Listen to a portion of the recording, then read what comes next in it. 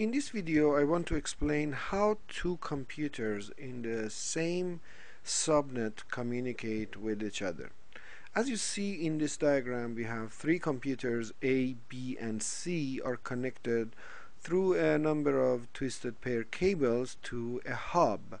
And the hub is connected to a router, and the router is the interface between the local subnet and the internet that is shown as a cloud.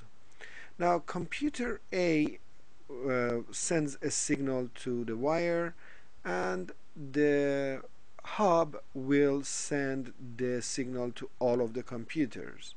If computer A wants to send a message to computer C, then it must compose what is called a frame, and in that frame it must put the network address, the physical address of the computer A, physical address of computer C, that is sometimes called MAC address. Computer A, of course, knows the MAC address of its own LAN card, and we'll find out what is the MAC address of computer C. We'll compose the frame, we'll send it to the hub, and hub will send it to all of the computers and the router, but only computer C will find that the physical address belongs to computer C, and then we'll pick the frame and look at the payload. The payload of the frame most of the time these days is an IP packet, and if computer A wants to send an IP message to computer C, then it needs to know what is the IP address of destination and what is its own IP address. So we have to program these computers with an IP address, and we do so. We assign 197.168.110 to computer A, 11 to computer B, and 12 to computer C.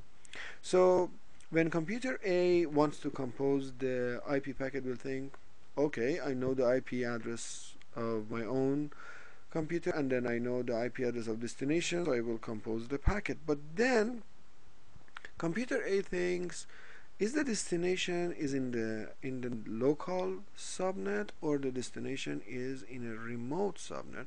And it matters for computer A, because if the destination IP address is for a computer that is in the local subnet, then computer A will simply put it in a frame and will send it to all of the computers in the subnet.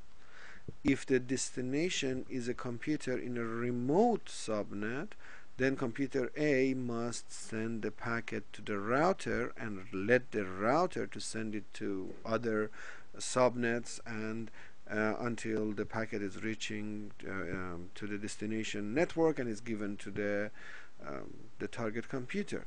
So it is important for computer A to make sure that the destination is in the local network or not. And you may look at the IP address and you say, oh, 197 is a class C address, and obviously the destination is also in class C. But computers don't look at things. They need more decisive way of determining if the destination is in the local network or not. So, and we teach them by assigning something that is called a subnet mask. Subnet mask is a set of zeros and ones that tells the computer if which part of the IP address assigned to them is their network address and which part is their host address.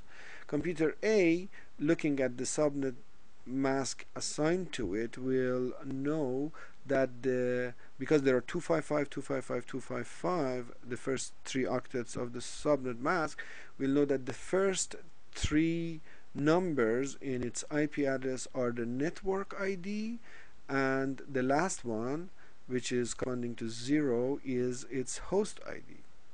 Then computer A looks at the destination address 197.168.1 and look at the first three octets of the destination IP address, compares it with the subnet mask, and realizes that, oh, the destination address and the source address of its own IP are in the same subnet. And computer A in this case will know that, okay, this is a local communication. I will simply put, I will compose an IP packet, I will put it in a frame and will send it to this local network, and the destination computer will get it. The other scenario would be, of course, if the destination network address would be something like 197.168.2, then when computer A compares 198.168.2.12 with the mask, would realize that the destination network ID is different than its own network ID, and in that case it would send the frame containing the IP packet to the router, and then the router will take care of it.